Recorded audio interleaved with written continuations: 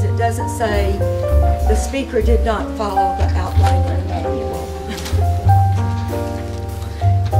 Next, I'm going to introduce Tziona Regev. She is our geriatric social worker. She's going to speak on the medical, she's going to speak on interviewing older adults and older victims. Tziona is from Israel, and she came to the United States at an early age and has spent most of her life here. She has many years of working with geriatric patients, particularly with the abused and neglected elders. She is with the Harris County Hospital District and also the social worker for the Team Institute. Tziona teaches classes at the University of Houston. School of Social Work, or College of Social Work now. She is a popular public speaker as well, and she is a skilled and adept interviewer. What we say about Tziona is that if you need information from anybody, you need to have Tziona interview them. She can get good answers out of a turnip.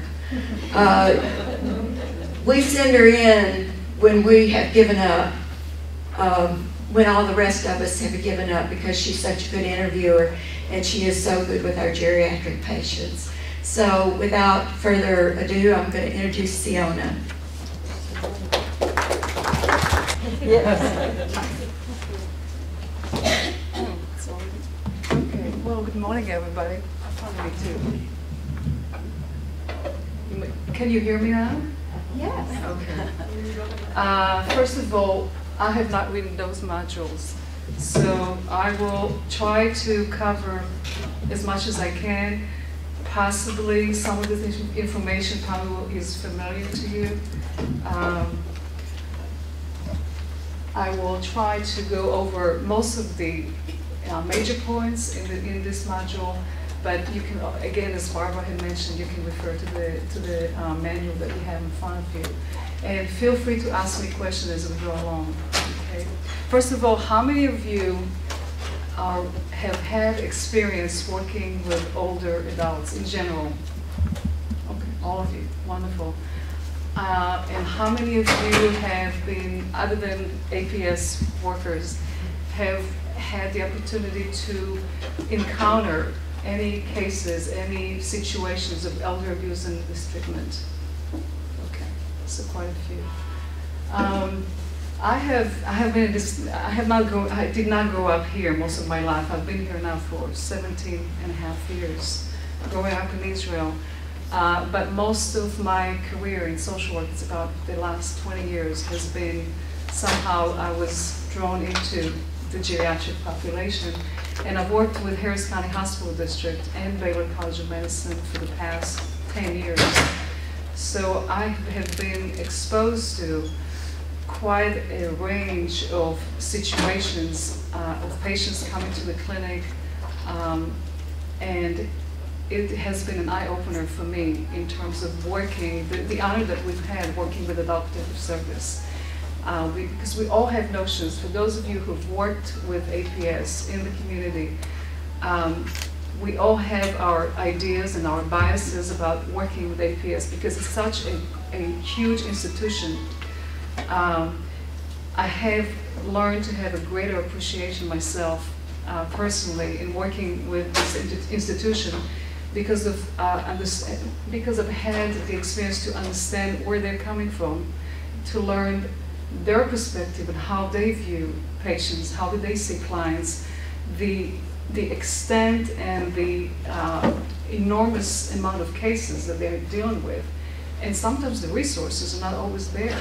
So when they approached us, Harris County and Baylor, in trying to work with us, it was a wonderful opportunity for us to try to collaborate. And it has been, I see it as a birth of a child, with all the difficulties and tribulations in raising a child. The child has grown and it continues to grow and evolve. And I've seen it from the beginning, and it's just been a wonderful and challenging experience, nevertheless. So this part of the module has two parts, and there's some overlap because there are two separate people written. One is a physician, Dr. Poitras, who is one of our geriatricians, and the other one is peruse, who is a social worker. So I will try to cover, and I may go through very quickly some of those slides.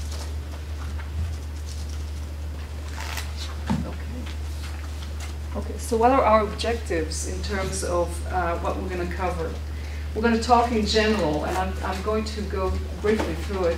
Some of the interviewing skills as we talk about older adults. What are some of the major areas that we need to look at? What is most common, typical to working with older adults? And of course, how does it translate to situations when we're dealing with elder abuse and mistreatment? What are some of the unique techniques or some of the areas that we need to look at?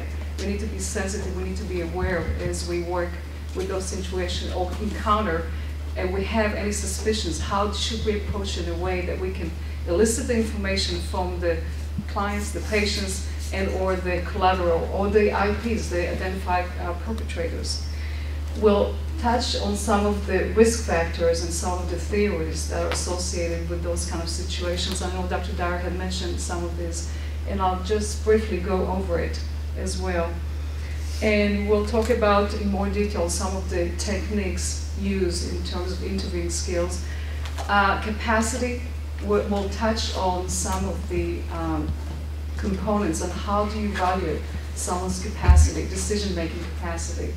And the last part of the module is we're going to talk about neutralization, which is those techniques that the perpetrators or the suspected abusers are using when they encounter or they are involved in some what we call delinquent behavior, and some of the techniques to counter those techniques, to try to teach them or bring awareness for those IPs in terms of how can they accept responsibility and how can we work together, basically.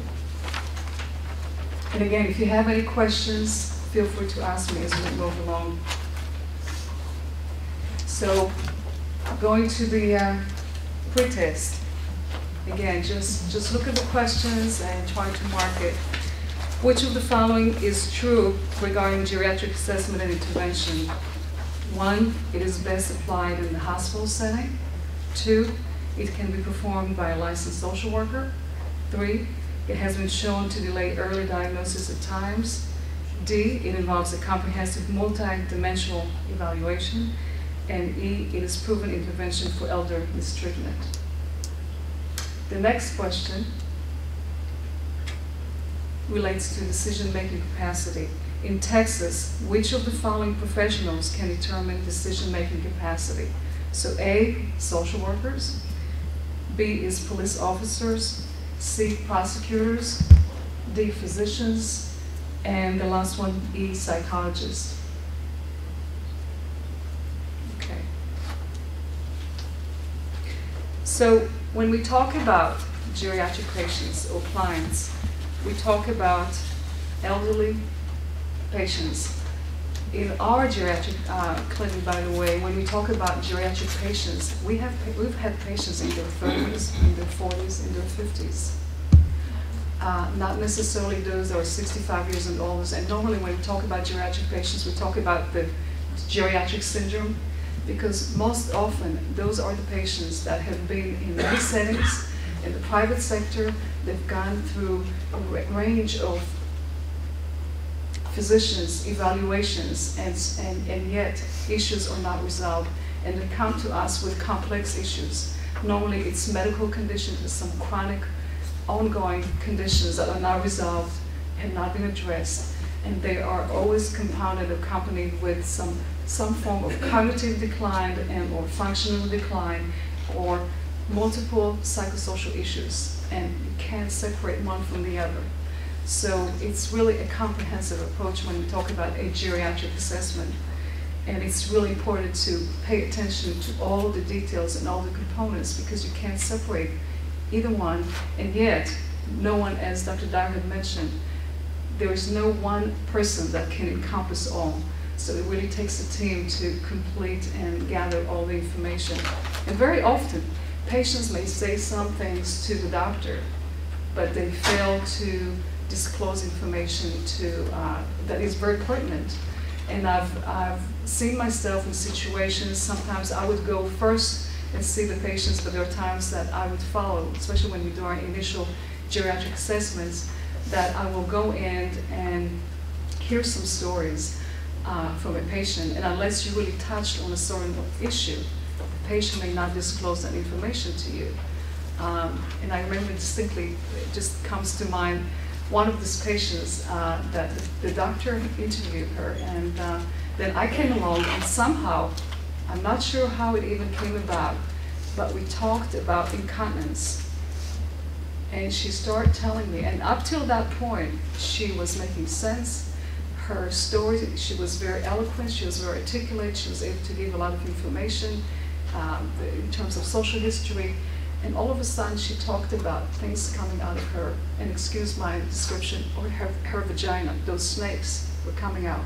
And she'll start telling me in description, in details, how has she been dealing with this all those years. And they come at night and different times of the day, and she's been using those detergent to try to get rid of them. And she's learned to live with them for 12 years. It's been part of her normal life. And after hearing this, and then you carry on with a normal conversation as if this has not happened. And I went back to the physician and said, by the way, has she disclosed any of this information to you? And it's like there was another world out there. I mean, she had some fixed delusions. So sometimes we hear stories, by the way, by just asking some questions, and patients just pour out the information, and they are not even aware that maybe there's an issue there. We really need to pay attention. So the initial assessment is so critical, because without this, we can't really move forward in terms of intervention, in terms of having any efficient and effective intervention. Real important.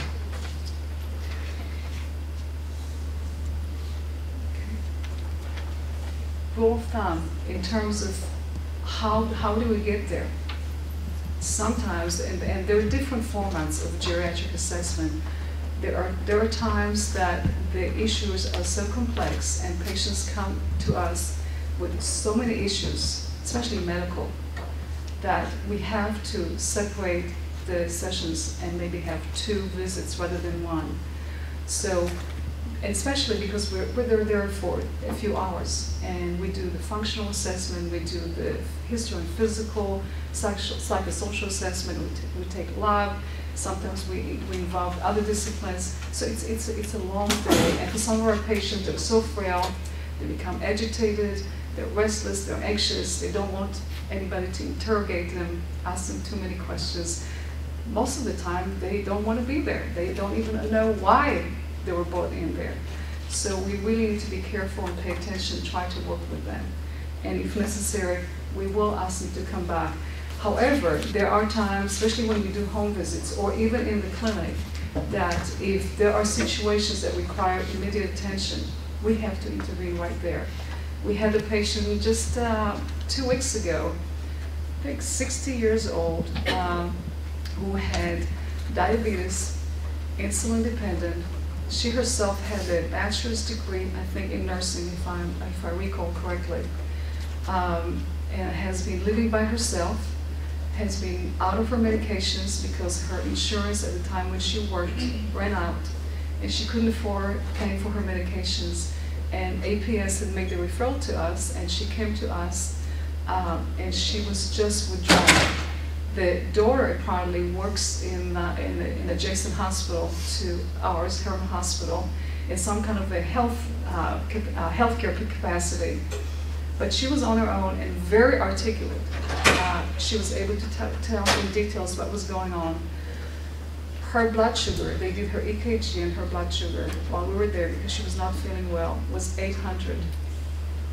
Her potassium was extremely low.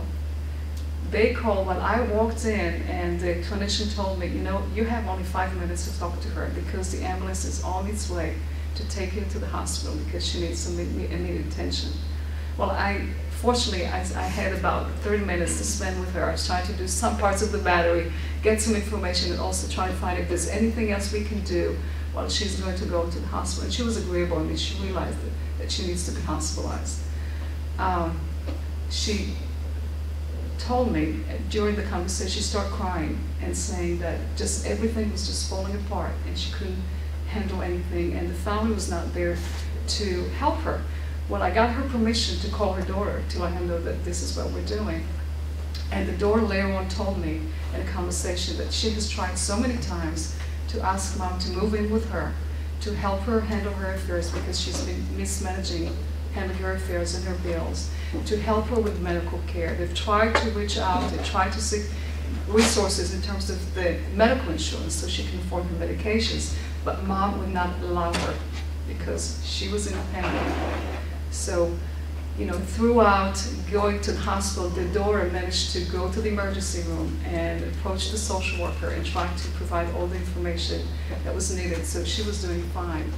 But sometimes things happen right there. There were times that we have to ask for medical emergency removal, especially when we do home visits, and the situation is such that patients need to be admitted. Patients may refuse, and we have to go through the legal system, through the court, in order to get the consent from the judge in order to move forward. But for the most part, you know, we can do our assessment and take the time.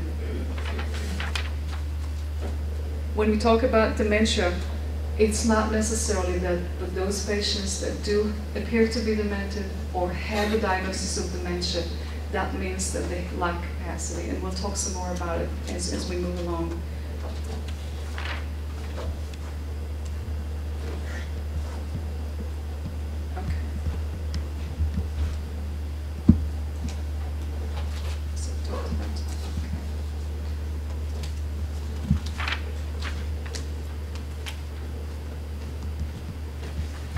Some of the characteristics for working with older adults, and it seems like all of you have had some kind of exposure, some kind of experience, but it's really important for us to remember in terms of our seniors. You probably have seen a lot of our seniors in their homes. They don't, even for those who do have AC in the summertime, they don't turn it on. Sometimes they will even have the top stove on because they're cold. They respond to temperature differently than we do. So we have to be real careful about what's the temperature. We want to make sure that they're comfortable, that they feel enough secured and safe and comfortable. Many patients become agitated when it's too cold. So we want to make sure that we adjust and adapt the temperature. And normally when I walk into a room, I normally immediately turn off the AC in the room because it's so cold. I mean, I myself have that issue as well. In terms of their vision, patients suffering from cataracts, glaucoma, macular degeneration, all those are part of symptoms or is part of those areas that are associated with normal aging.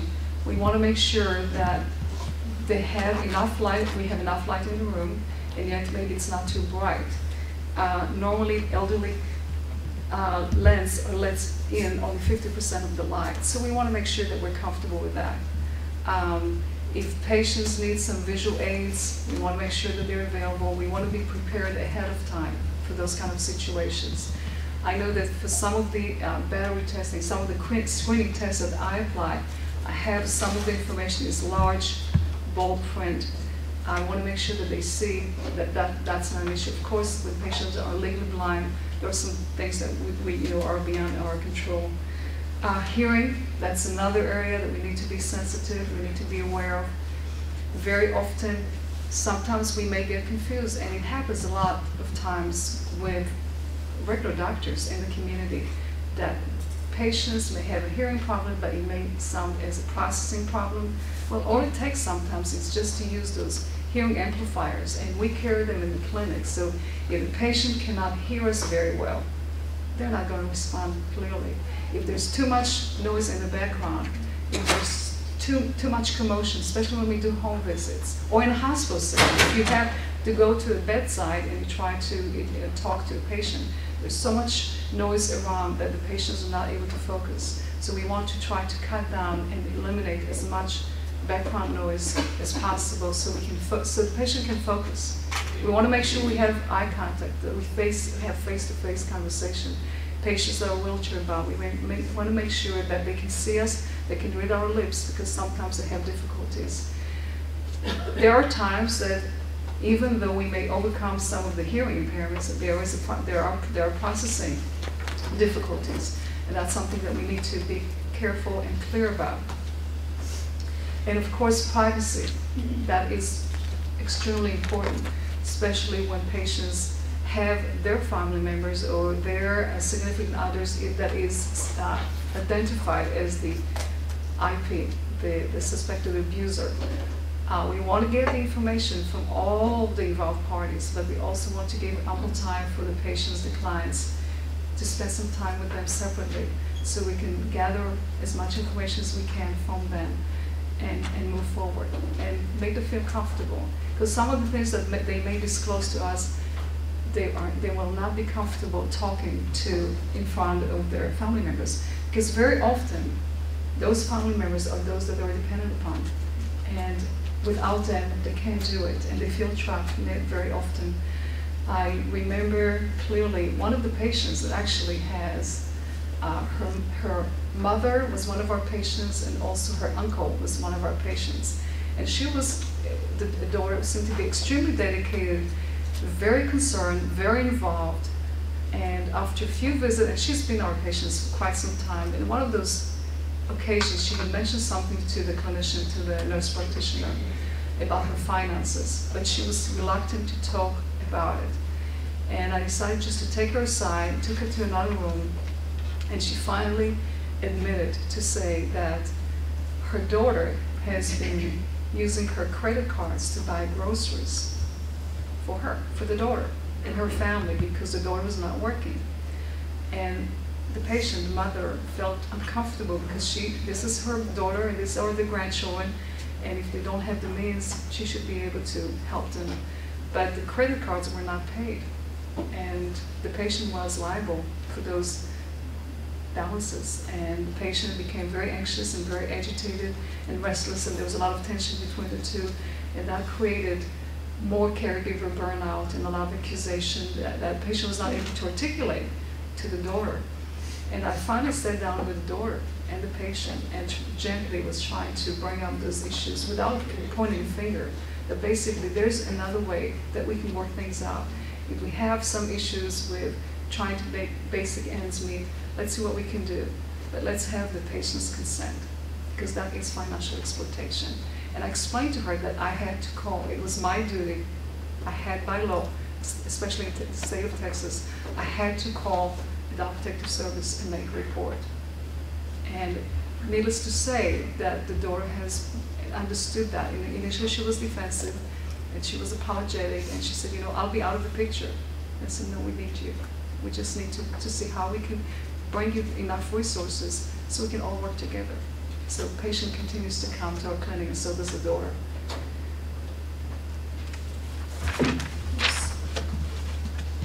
Okay. Oops. Okay. So when we talk about normal aging, again, it's not necessary, and I think it's very common especially for patients that go to regular doctors. Doctors, mostly, especially when nowadays we talk about managed care, most patients spend about 10-15 minutes with the doctor. They spend more time waiting in between for exams and lab work and all of this. So how much information can you gather in 10-15 minutes when you talk to the doctor? And most patients will tell you that everything is okay. And unless you dig in and you ask and you pay attention, you won't get that information.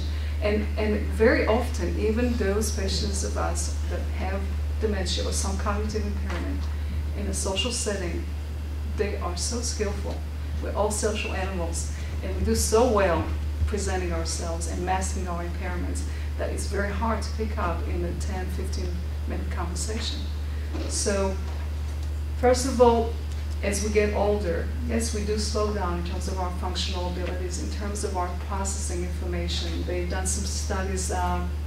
We had a presentation by a neuropsychologist from Dallas who talked about the executive function ability.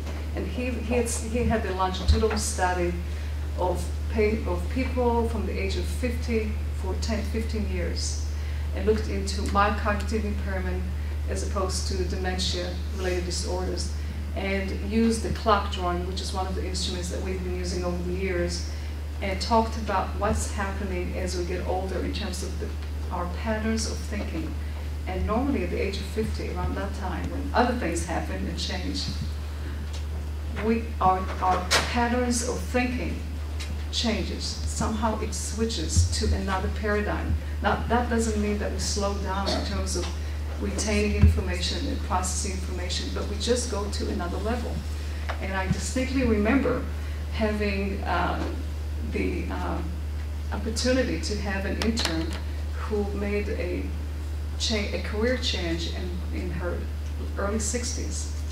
And when she came to, when she started coming to the clinic, we used the computer as a system to process and document information. She had to rewrite everything in her own way in order to be able to learn new skills. Now, that doesn't mean that she was slow, because she was an executive secretary and she worked in a medical setting before, but it was shifting a paradigm in terms of her processing the information. And that was an interesting illustration for me to see how does it work.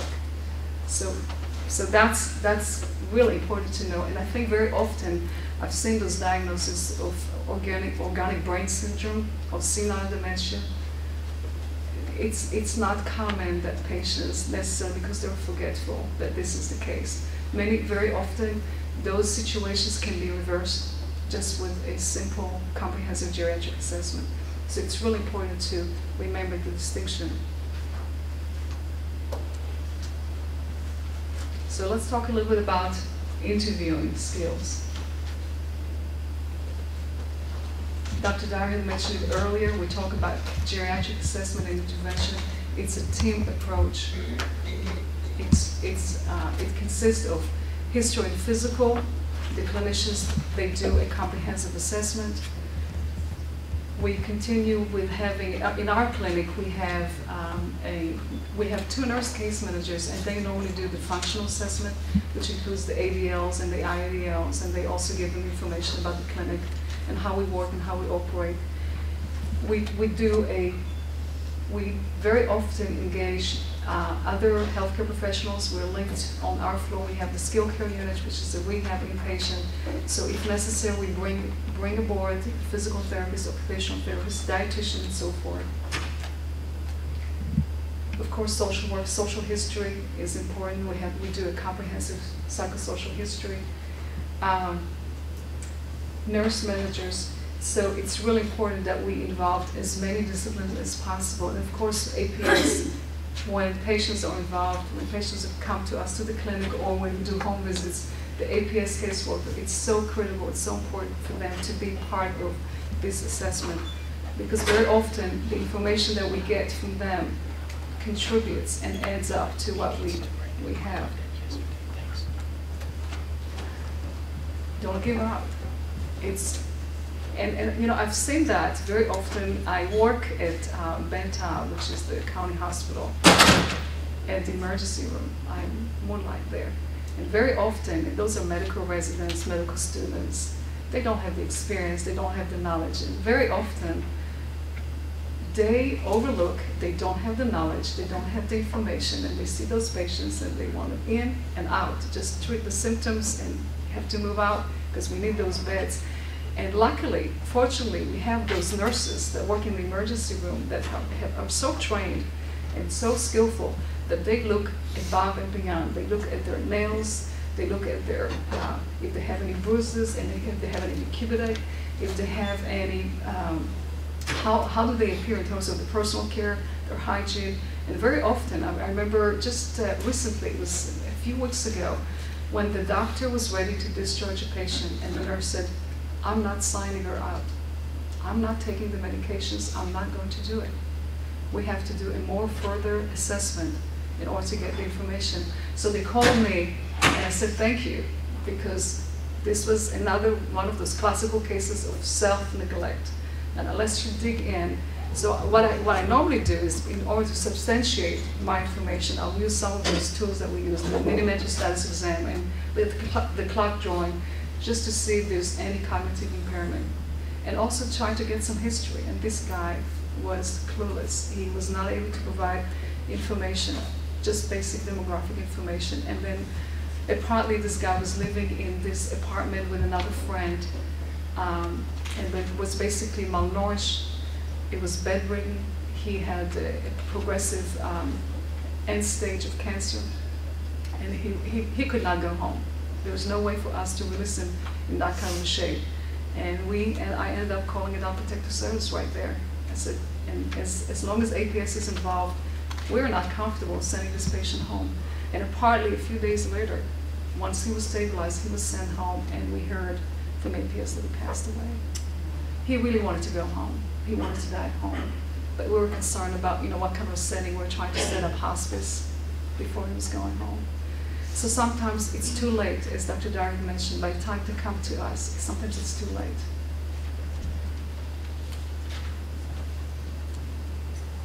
So we talked about social history. What are some of the components, as you all probably are familiar with? Talk about the living arrangements. Normally when I see patients, I try to start with where they are. So I would just ask them, just go into some casual information about whom do they live with? Do they live by themselves? Do they live in an apartment? Is it on the first floor? Is it on the second floor? Do they have stairs, especially if they have some functional decline, they're physically impaired? Do they have a wheelchair? Do they have a walker? Very often I hear about patients moving in with their daughters to a townhouse, and the bedrooms are upstairs, but the bathrooms are downstairs. First of all, they have difficulties making up the stairs. And second, and then they're stuck there because they can't come down, and then if they have to go to the bathroom or take a shower, it's downstairs, so some of them haven't had a shower for quite some time. So, especially, and the other issue is falls, especially if they have poor vision or if they have some form of dementia. That's another concern. So how do we accommodate the environment to make it more secure, more safe for them? Very important. Utilities. Very often patients come to us in the clinic and we have no idea about their living situation until we hear, oh, by the way, the gas was cut off, the electricity was cut off. We just did a home visit, it was last week actually. We went to a home where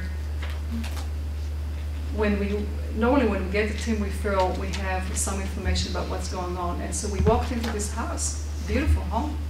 Everything seemed to be so clean, so clear, clutter-free. Patient was agitated, restless, really was not welcoming, really didn't want us there. Luckily, the provider was there. The granddaughter just left 15 minutes before we came. Apparently, as we heard later on, the utilities up till a few weeks earlier were cut off. The place was a mess until APS became involved because the family could not convince the patient that she needed some help. And so she failed, neglected to pay her bills, so things were behind. She failed to take care of her trash. She failed to take care of herself.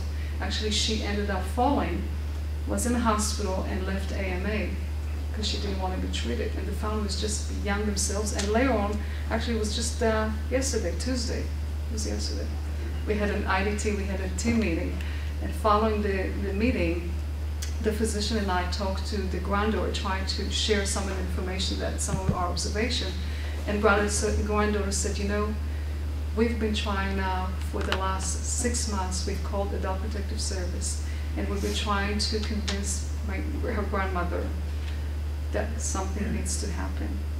And every time someone would walk in, she was so convincing. She had wonderful social skills. Her memory, her short-term memory, was intact. It was amazing. Until we asked some more questions, and Dr. Royal will appreciate it. We talk about executive function. Some issues came along as we were asking more questions about what would you do if, in case of, that she was not able to discern, to articulate, don't know. She had a lifeline on her wrist, and when I was asking her, well, what would you do in case of emergency? Let's say you fall again. Well, I don't know. Well, what is the emergency number? The universal emergency. She couldn't come up.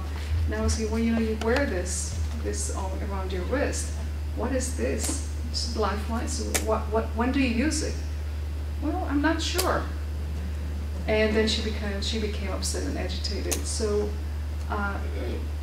we had some evidence, clear evidence there, by just digging and asking some questions. And so, of course, some questions she didn't want to touch because she just didn't know. So it's really important to remember, you know, not only what we see, but what we do not see, and some of the reports that we hear prior to that. History of family violence, very often we hear about, in studies that we've seen, about 36% in one of the studies, they've noted that there is a history of violence, and it's mostly the adult children, and it's mostly male that are involved with patterns of violence in their past history that is translated and it's passed on from generation to generation. And we'll talk a little bit more about some of the theories behind. Very often we see patients and or their caregivers that are engaged in substance abuse. We've seen patients that are using cocaine and crack, patients that are drinking excessively. I remember a situation where a patient was living in a crack house, and we found out about it later on through the police because the police officers knew the house very well. Well, she was getting her social security check, and there was a 2-story house, and the son and grandchildren, and there was a lot of traffic in that house. And in the beginning of the month, they would take a chair they would place a chair outside in the yard, and the patient would be sitting there. She'll cash her check and just distribute it to the different dealers. And she was perfect. This was her domain. This was her home. No one is going to touch her home. Nobody is going to touch her children. Extremely protective of her children. And this lady, apparently, she was married twice, she was a widow, and there was one of the daughters who was, I guess, a stepdaughter, removed from those sons that were involved, who was trying to help mom. But she was negated, and there was so much resistance that her hands were tied because she knew what was going on. She was trying to get mom out of the house. Mom would not let her, and finally, through Adult Protective Service, came to us, and we did a full evaluation and realized this lady has advanced dementia, probably Alzheimer's. And because of the resistance, and I remember having lengthy discussion with the patient about guardianship. These are the options. This is what we can do to try to prevent going further. What would you like to do? And she refused any steps because we're trying to do the least restrictive measure, to use the least restrictive measure in our practice. Nothing worked, and issues continued to compile. And basically, she was malnourished. She was not able to take care of herself. Her personal care and hygiene was such that they compromised. And finally, we had to go to the court. She came 6 months later. I have the privilege of doing a 6 months follow-up from the initial. She moved in with the daughter. It was a different person. The daughter would allow her to go back and visit her home periodically. Partly, the daughter now was controlling the lease, and the people that were living in the house had to pay utilities and bills. They had to be accountable. And she would go and visit, but she did not have the earning to go back home and live there. It was like she just moved on with the daughter. But it was just amazing, and the struggle to see, because we really try to accommodate and tailor to our patients and have them maintain their integrity and their wishes and their values. Very important. Finances, of course, we talked about who is handling the finances. Very often patients don't know because their income goes, it's direct deposit to their bank, and they have no idea how much money they have, how much money was spent, because most of their retailers are paid automatically. And very often the family member in the beginning of the month will go with the patient, with the client, to cash some of those checks. So it's really important to find out what is going on. Social contacts, support system, food supply, who's preparing, who's able, especially if the patient is functionally disabled or impaired or frail, who's the one who's doing the grocery shopping? Do we have fresh food in the house? You know, what are we eating? Is it mostly Meals on Wheels? Is it canned food? And very often we do get permission to open refrigerators, and sometimes we're told there's really not much there. We talked earlier about how important it is to do a comprehensive assessment. So we do a cognitive assessment that's part of our assessment. We do a mental health assessment that includes depression. We use one of the screening tools for depression, geriatric depression scale, and functional assessment. They're all part of what we do when we talk about a geriatric comprehensive assessment. All of them are so critical, so important. Very often, and I think Dr. Dyer had mentioned it in one of the studies, we've seen so many cases, so many situations where dementia and or depression are prevalent, especially for those patients that are involved, are identified and being mistreated in terms of the situation. So it's really important to use some screening tools, to have some evidence as we collect the data. Of course, we talk about history and physical. It's important to have a comprehensive history and physical. Very often we have patients going to the regular doctors and we just do the basic exam. We do a full screening. So we screen for HIV, we screen for vitamin B12 deficiency, thyroid. Very often, some of those conditions, once treated, can be reversed. Some of the cognitive impairments, some of the issues that we may see initially may resolve and may be reversed, and patients regain their previous functional abilities. So it's really important to do a thorough assessment, including drug screening.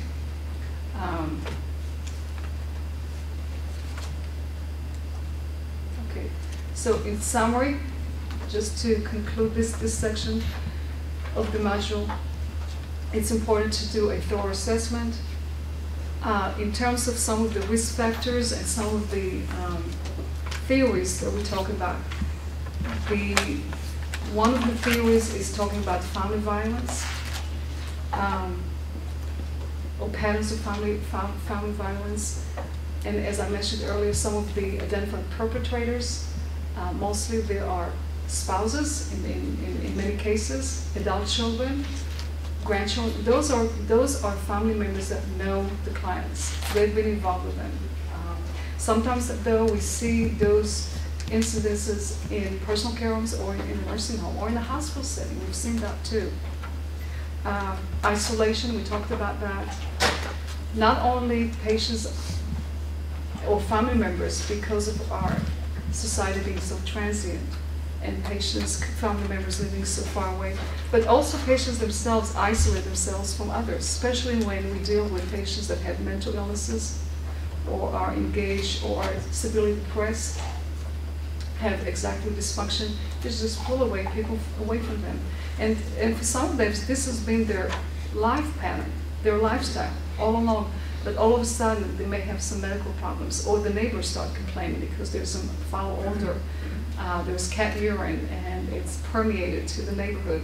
So there are others that are affected now. So now it comes to the public's attention. Something needs to be done. So it comes to our attention. But for the most part, many of those patients do not want any help. And interestingly enough, many of our patients come from the private sector. They're educated. It has nothing to do with their socioeconomical background. Very often we have those patients that their family members, including the patient themselves, have a higher educational level, but they just want to be left alone. And the family members are trying to do the best they can. We've had patients that are social workers. Some of them have had PhDs. We've had doctors that are becoming our patients and victims. So it really encompasses all sectors of our society. Why is it important to talk about decision-making capacity? Any thoughts, any ideas? Why do we need to talk about decision-making capacity or capacity? Any ideas? It's not neglect if they have the capacity to decide not to do something. It's not Self-neglect if they have the capacity to decide not to do something. Okay, that's a good point. Anything else? Why is it important? Decide how to treat the patient, depending on his capacity. Okay, very good. Any other thoughts?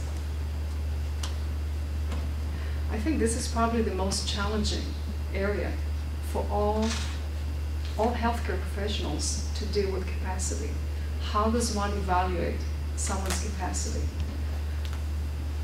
There is really no manual that has been written about capacity. There are no steps that tell you 1, 2, 3, 4. If you follow this, then you have no capacity. There are so many variations. It's really there's so many fine areas that if they are overlooked and if we don't pay attention to them, we really miss the point. Because as I said earlier, patients are so wonderful in terms of their social skills that we may not pick up and we may not find what's going on with them in terms of their capacity. Especially when we deal with patients that are frail, that become victim to elder mistreatment, and for the most part, when you talk to them, you may not be able to pick up those fine details. When we talk about physical abuse or exploitation, yes, you may have those evidence.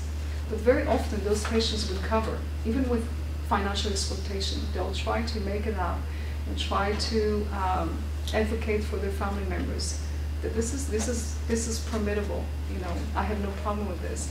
But when it comes to neglect, especially self-neglect, it's very difficult to discern sometimes where do you draw the line in terms of capacity. So competence, when we talk about competence or capacity, refers to the person's capacity to make rational, informed decisions about his or her care. Medical competence, it's normally, when we talk about medical competence, we talk about a medical process. It's a decision-making capacity that is medical. This normally denotes a person's ability to understand and make informed medical decisions. So there is a differentiation between competence, which is a legal term, is determined by the court, by the judge, versus decision-making capacity, which is a medical term. Okay. Nowadays, it used to be that psychiatrists in the past would be the only discipline that will conduct capacity assessments and will submit those letters to the court. But nowadays, any clinician, any attending can complete a capacity assessment.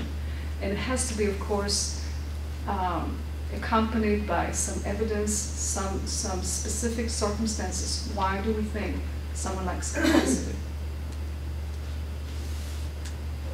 So just keep in mind that differentiation.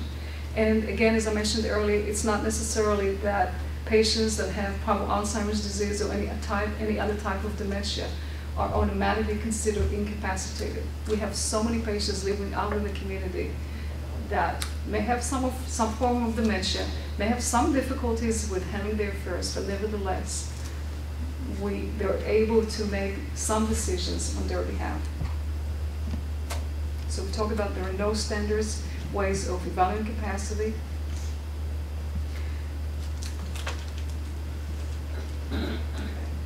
I'm going to try to move forward so we can try to cover it. I think my time is running out. Applebaum and Griswold have developed some techniques or some process in how to evaluate capacity. So we talk about communicating choices when it's really important for patients to be able to articulate their choices. Whether they do it verbally, whether we do it through written communication. I remember having a patient that was using sign language. So it's really important to have someone there that will be able to communicate and get the information no matter what the difficulties or the challenges are. Understanding relevant information. If I have a situation that I'm diabetic and my blood sugar is extremely high, do I understand what will happen if I don't go to the hospital? What would happen if I don't take my insulin? Appreciate the situation. Normally that refers to not only seeing what is going on in terms of my situation, what are some of the risks, factors, some of the benefits of going or not treating, and also understanding how does it apply to my situation. Many patients will tell you, yes, I know that if I have high blood pressure and I don't take my blood pressure medicines, someone can have a stroke, someone may have cancer. And then you may ask and proceed to say, well, what would happen since you were out of your high blood pressure medications? What will happen to you? He says, well, I'm going to do fine. I've been dealing with this all along. I've been smoking. Nothing's going to happen to me. On the other hand, it's really important to also understand their value system. If they've been drinkers all their lives, and this is what they do, and I continue to choose and drink, and I know that this is going to happen to me, but this is the way I want to be, we need to respect that, but we need to make sure that they do understand where they're standing. And of course, manipulating information rationally, which means how do we move forward in terms of care plan? What do we do? Once we have all the information in front of us, once we have all the options, what are the alternatives and what kind of plans are we going to carry out, and how is it going to manifest itself? Some questions that we can use to ask as we conduct our capacity assessment. What is your present physical condition? What is the treatment that is being recommended to you? What do you and the doctor might think happened if you decide to accept this treatment or if you decide not to take this treatment? Okay, what would be the recommendations and some of the alternatives? It's really important, I think Dr. Dyer mentioned it earlier. We need to be prepared when we do an assessment, whether we have, of course we have to have permission from the patients in terms of documentation, but sometimes we will take pictures. Either if it's bruises, if it's their toenails, if it's their home environment, it's really important to document what they say, what we observe, and other areas that may not be as clear. So in conclusion, competence or capacity is a legal term. Decision-making capacity or medical decision capacity is completed by physicians, can be done by any physician. But the capacity is determined by the court, probate court. Let's go back to the post-test. And I'm going to just give you a few minutes, or a couple of minutes.